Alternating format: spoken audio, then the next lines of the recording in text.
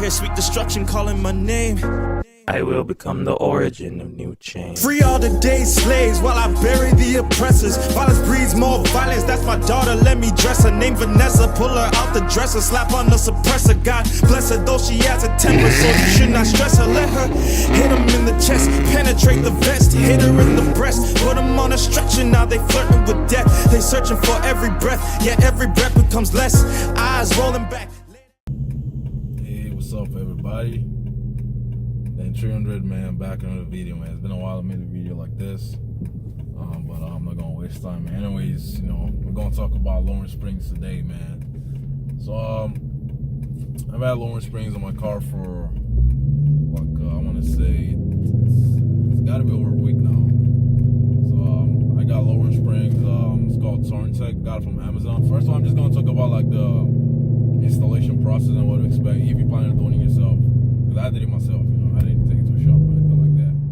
So prior to installing it, you know, obviously I did a lot of research. I watched videos on how to do it and stuff like that. And you know, I seen everything, so I was like, okay, I know what's bad. I got all the tools, but when I did mine, like, it actually took me a couple days because the front ones were, which I actually thought were gonna be the more difficult ones to install, were actually the easier ones. The rear was actually the more difficult pin. Yeah, that's the one that took me the most time. First, I'm gonna talk about like the pros and cons. So, first pro, obviously, you know, if you get Lawrence Springs, obviously you want to lower your car. You know, that's why most people get it. So, obviously your car's gonna be lower. You know what I'm saying? It's gonna look better and all that. You know, it just looks better lower. You know what I'm saying? At least in my opinion. You know, lower, you know, there's gonna be you know, if you don't like wheel gap, it's gonna get rid of wheel gap and all that, depending on how much you lower it. Oh yeah, I forgot to tell you. So my car is lowered on the springs on the website. It's it says it should lower the front end 1.8 inches and the rear 1.9 inches. So so yeah, I put it on. I mean, it looks about that. I didn't measure it or anything, but it looks pretty low actually. Like, you know, there is no wheel gap. You know, I feel like the front end is actually even lower than the rear. I don't know if that's just the way it is. Maybe the rear is just higher in general, but so it kind of has this like kind of stance where like kind of like tilts. You know, like the rear is kind of higher and the front is lower, so it kind of tilts up a little bit.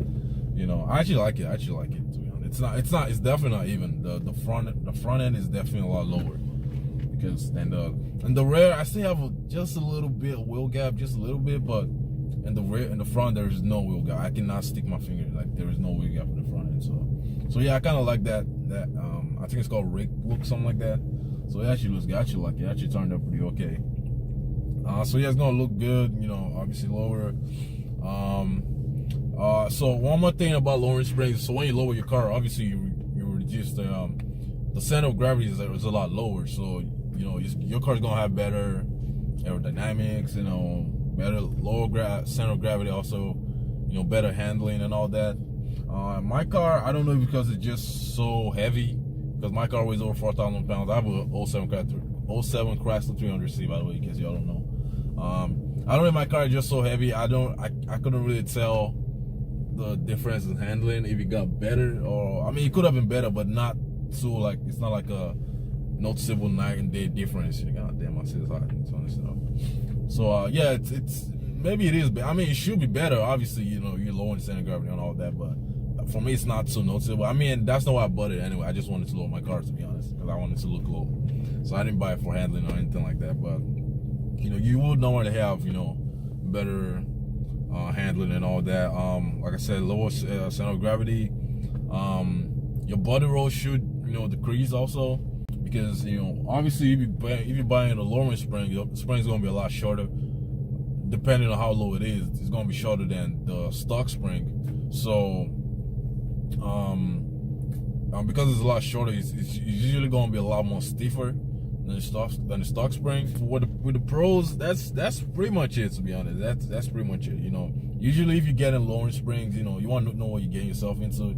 Most people who get Lawrence Springs, you know, they probably just want to lower their car or something like that, or, you know, maybe you want better handling and stuff like that, and you can't afford you cannot afford coilovers, you know, Lawrence Springs is usually the route most people take. So, and, you know, I don't regret it. I'm glad I went this route. With that being said, man, there's a lot of cons. I think there's probably even more cons than the pros. But the first negative, which is, you know, obvious, you know, which you should know anyways, your ride is gonna be a lot more rough.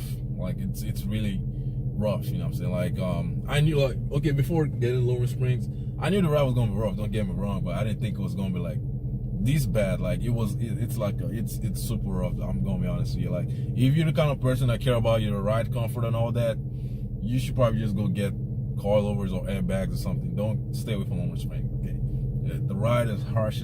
Like the ride before I put Lawrence Springs was kind of harsh, but it was okay. But now it's like super rough. Like you feel every single imperfection on the road. Every single, no matter how small, big the pothole or anything is, you feel every single thing, man. Which is, you know, I'm still trying to get used to be honest, and it's still annoying. Like when I'm driving people in my car, like damn, why is it so rough, man? I don't want to say, oh, I got Lawrence Springs, but you know, it's really, really rough, honestly. Like I can't stress that enough. Like if you care about your ride comfort and all that, don't get Lawrence Springs, you know. Or maybe there's a better brand out there that's not as steep, but I would assume that if you get Lawrence Springs, because it's lower, it should be stiffer.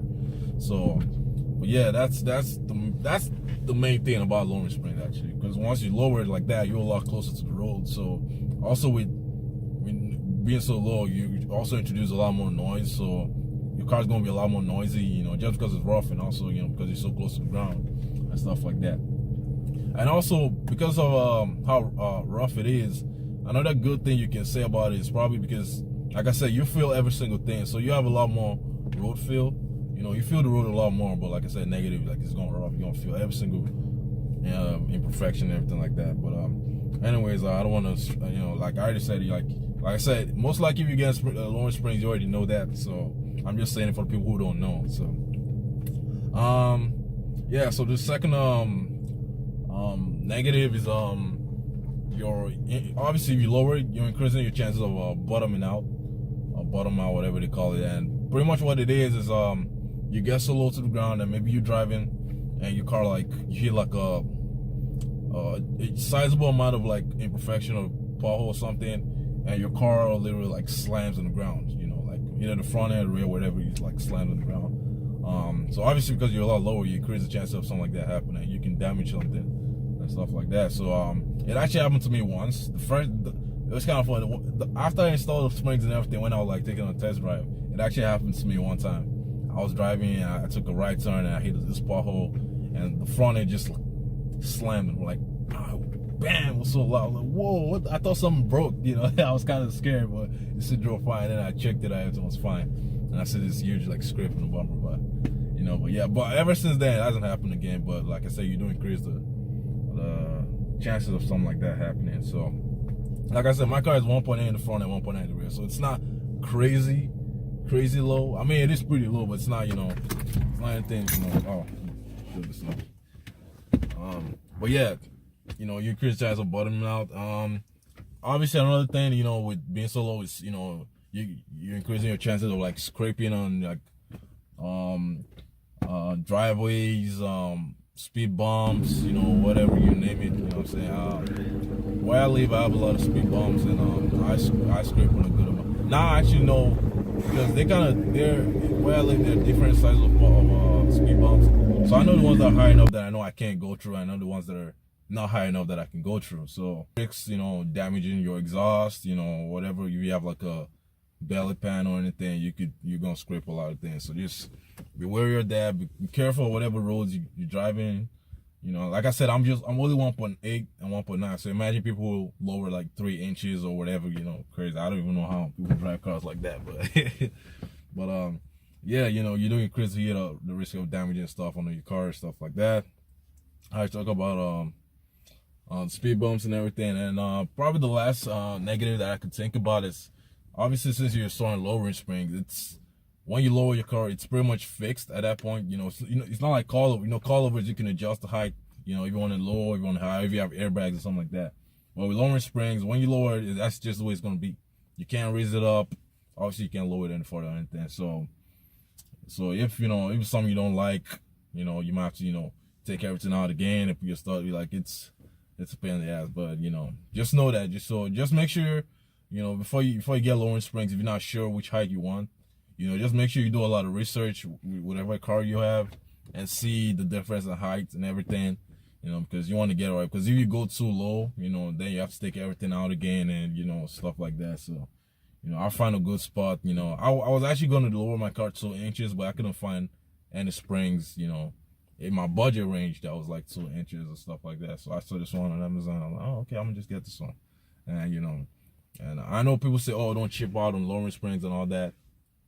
The lowering spring I got was pretty cheap. And, you know, I have no problems with it. You know, like it works fine. You know, it feels like, you know, like it feels like quality stuff, material. You know, so you know, it doesn't look cheap, it doesn't feel cheap or anyway or anything like that. So, but anyways, I'm pretty sure there are probably some bad cheap lowering springs out there. But that's about all the negatives I have.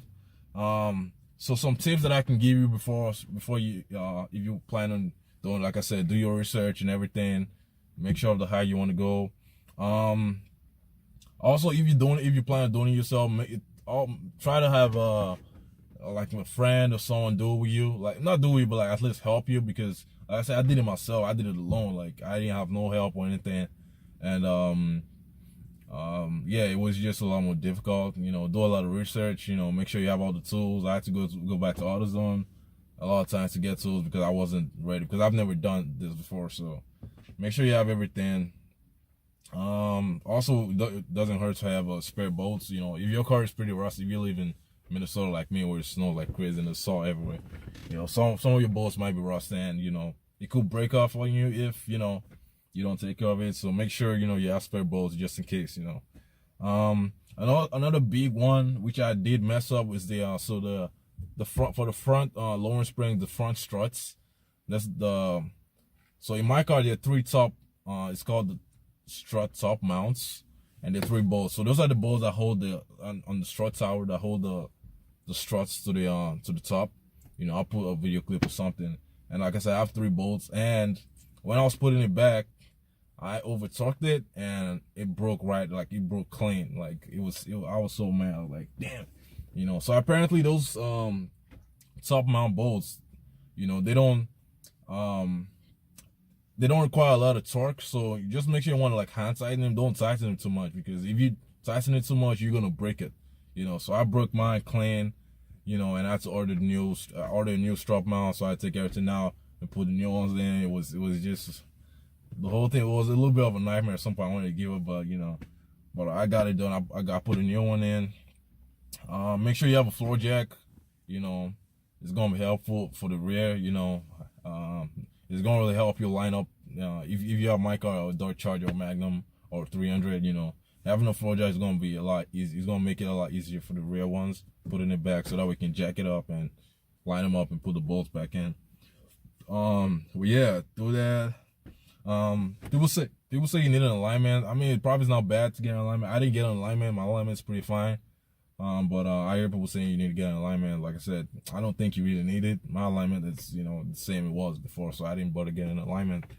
And I didn't roll my fenders also. I do have 22s. I have 265s, 35s, 32s all around. So my wheel, I believe my wheel is like 8.5 inches or something. I don't know, but it's not crazy big. So maybe that's why I didn't have to roll my fenders. But if you have a bigger wheel, like a 10.5 or 11 or anything like that, most likely you probably have to roll your fenders. But like I said, I didn't have to roll mine. But yeah, that's just all the tips I got. I don't want the video to be too long. Like I said, most important to just do your research. Make sure you're sure about the height you want. And you know, just be ready for everything. Make sure you have your tools, and yeah, I'll put some clips and everything. But anyways, that's it, man. Thanks for watching. You know, I appreciate it, and I'll be back with some more video. Oh damn, I can't talk. Anyways, man, Dan 300 signing out. Peace.